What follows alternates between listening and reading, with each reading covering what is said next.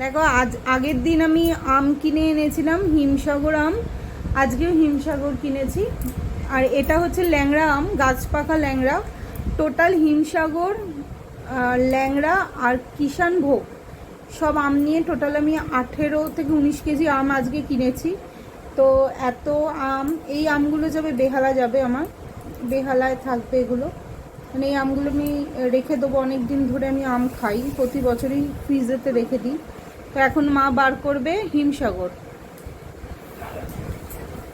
এগুলো হচ্ছে কিষানভোগ আম আর এগুলো হচ্ছে হিমসাগর। তো বাজারে কিন্তু কিষানভোগ আমকেই হিমসাগর বলে বিক্রি করে। তো যেটা ছেলেটা বললো যে এরকম কিষানভোগ আমকেই হিমসাগর বলে বাজারে বিক্রি করে দেয়। আর এগুলো যা আম দেখছো সবগুলোই গাছ পাকা আম, কোনোটাই কার্বাইড দেওয়া না। আর সেই জন্য এই আমগুলোর দাম বেশি হয়। কার্বাইডে পাকা যে আমগুলো থাকে তার দামটা একটু কম হয়, আর এগুলোর দামটা বেশি হয় আমগুলোর। আমার টোটাল মানে আমি অনেক আম কিনেছি, 33 কিলোর মতো টোটাল আমার আম কেনা হয়ে গেছে। বাবাও কিছু আম এনেছিল যেগুলো বাজার থেকে কিনে, ওগুলো কার্বাইটে পাকা আম এনেছিল।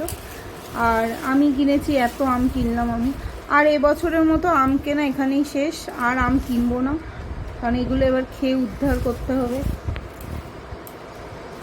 কিছু আম মাকে দিয়ে যাবো, আর কিছু আম আমি নিজে নিয়ে চলে যাবো। এগুলো সবই কাঁচা আম নিয়ে এসেছি, এগুলো বলেছে 3 দিন সময় লাগবে টোটাল ধরতে। প্রচুর আম, প্রচুর আম। এই আমগুলোকে দেখলে বুঝতে পারবে গোপালভোগ আর হিমসাগরের মধ্যে তফাৎটা ঠিক বোঝা যায় না। সেই জন্য বাজারে না আমাদের বোকা বানায়।